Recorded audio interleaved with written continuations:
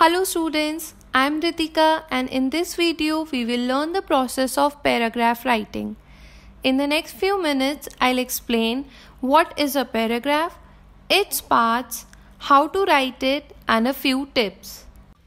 Let's understand the different types of paragraphs first. A narrative paragraph which entertains by telling part of a real or make-believe story. Basically these type of paragraphs are fiction based or story based or real incident based. A persuasive paragraph which convinces the reader to do or think something.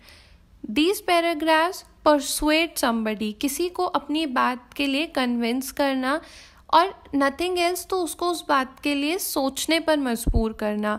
For example, if you are writing a paragraph to solve the problem of pollution, अगर आप pollution को reduce करने के लिए solutions दे रहे हैं तो आप परसुएसिव पैराग्राफ लिखेंगे.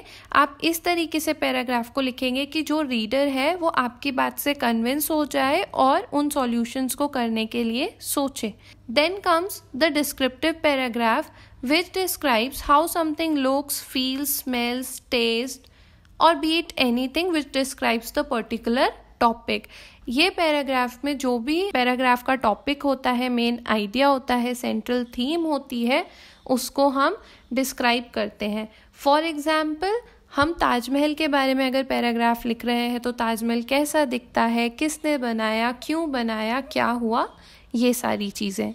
Then comes the expository paragraph which gives information. It can share facts और explain how to do something. Basically, these paragraphs are based on facts or instructions to do something. A paragraph is a group of sentences about the same topic or main idea. It generally consists of 10 to 12 lines or 80 to 100 words. एक paragraph बहुत सारे sentences का group होता है और ये एक topic के बारे में बात करता है, एक सेंट्रल आइडिया के बारे में बात करता है. दैट मीन्स जो भी आपके 10 to 12 लाइंस हैं, जो भी आपके वर्ड्स हैं, वो सारे जितने भी सेंटेंसेस हैं सिर्फ एक आइडिया के बारे में बात करेगा. For example if you are writing about bats, so the whole 10 to 12 lines और those words will talk about only bat. A paragraph has 3 sections. First, beginning section which tells you about the central idea of the paragraph. Middle section which explains the idea with supporting details. And the end section which talks about the conclusion or the gist of the topic. Paragraph के 3 section है. Starting section जहाँ पे हम हमारे idea का introduction देते हैं. फिर आता है मिडिल पार्ट जहाँ पे हम अपने आइडिया को अच्छे से एक्सप्रेस करते हैं, उसके बारे में थोड़ी सी ज़्यादा बात करते हैं सपोर्टिंग डिटेल्स के साथ. सपोर्टिंग डिटेल्स क्या होते हैं वो आपको नेक्स्ट स्लाइड में बताएंगे. और एंड कैसे करते हैं, या तो हम उस पैराग्राफ को कंक्लूड कर देते हैं या फिर हम उसका एक जिस्ट दे देते हैं. लाइक अगर हम पॉल्यूशन के बारे में लिख रहे हैं तो हम लास्ट में सॉल्यूशंस दे सकते हैं. लेकिन अगर हम इन जनरल, जैसे अभी हमने बोला बैट्स के बारे में, योगा के बारे में, तो हम एक जिस्ट दे सकते हैं कि ओवरऑल हमने पैराग्राफ में क्या बात की है. Let's understand this in detail. The topic sentence और the beginning part. First section जो हमारा टॉपिक सेंटेंस है, जो बिगनिंग पार्ट है, it tells the main idea of paragraph और व्हाट इज़ इट अबाउट. ये क्या बताता है कि हमारा पैराग्राफ किस चीज़ के बारे में, उसका आइडिया क्या है और उसको ही इंट्रोड्यूस करता है. For example if you are writing a paragraph on bats then this part will include introduction to a bat. Now coming to the second part which explain the details for the paragraph. These details can be facts, examples, descriptions or reasons. For example, you can explain sleeping pattern of bats for which they are famous for. After all, जब second part के बारे में हम बात करते हैं तो हम अपने जो टॉपिक होता है, जो मेन आइडिया होता है पैराग्राफ को, उसको और ज़्यादा डिटेल में बताते हैं और ज़्यादा डिटेल्स उसकी वहाँ पे हम स्टेट करते हैं। अब हम क्या कर सकते हैं, अगर हमारा टॉपिक बैट है तो हम उसके बारे में फैक्ट्स, उसका स्लीपिंग पैटर्न, उसका ईटिंग पैटर्न, ईटिंग हैबिट, ये सारी चीज़ों को एक्सप्लेन कर सकते हैं। ये सपोर्टिंग डिटेल्स फैक्ट्स हो सकते हैं, एग्जाम्पल्स हो सकते हैं, डिस्क्रिप्शंस हो सकते हैं और पर्टिकुलर रीजंस हो सकते हैं।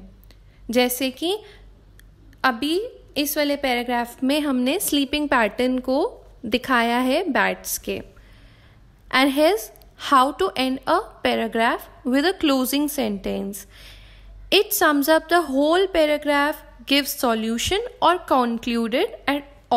concluded all। अब यहाँ पे जब लास्ट पैराग्राफ जो एंड आता है हमारा, उसको हम क्लोजिंग सेंटेंस का यूज करके एंड करते हैं। Now this paragraph can talk about the conclusion और द जिस्ट। दैट मीन्स अगर हम बैट्स के बारे में बात कर रहे हैं तो हम एक ओवरऑल जिस्ट दे सकते हैं, पूरा एक तरीके से हमने जो लिखा है उसको अलग वर्ड्स में एक्सप्लेन कर सकते हैं। लेकिन अगर हम पॉल्यूशन या ऐसे किसी टॉपिक के बारे में बात कर रहे हैं जिसके कुछ प्रॉब्लम्स हैं और अगर हम उसका सॉल्यूशन दे सकते हैं तो हम वहाँ पे सॉल्यूशन प्रोवाइड करते हैं। Here is a small tip for you all. Whenever you write a paragraph, you can draw a web planner at first. जब भी आप पैराग्राफ लिखने जाते हैं तो आप साइड में एक वेब प्लानर बना सकते हैं। That web planner will include some circles and arrows. That means आप एक मिडिल में सर्कल बना सकते हैं, उसमें आप अपना टॉपिक लिखिए, मेन आइडिया लिखिए। For example your topic is pollution, आपने बीच वाले सर्कल में पॉल्यूशन लिखा। अब उसके बारे में आपको क्या क्या बात करनी है वो आप लिखेंगे। तो सबसे पहले हम पॉल्यूशन का इंट्रोडक्शन लिखेंगे, सेकेंड हम पॉल्यूशन की प्रॉब्लम्स लिखेंगे या कॉजेज़ लिखेंगे कि क्यों होता है, उससे क्या प्रॉब्लम होती है, एंड लास्ट में हम उसको कंक्लूड कर देंगे कि पॉल्यूशन से ये प्रॉब्लम्स होती हैं और उसके सॉल्यूशंस ये हैं, ये सॉल्यूशंस करके हम पॉल्यूशन को कंट्रोल कर सकते हैं। So this web planner could be in words, आप एक एक वर्ड कीवर्ड्स का यूज़ कर सकते हैं या फिर आप सेंटेंसेस के थ्रू भी इसको कर सकते हैं। That's all for today. Be happy, be safe, happy learning.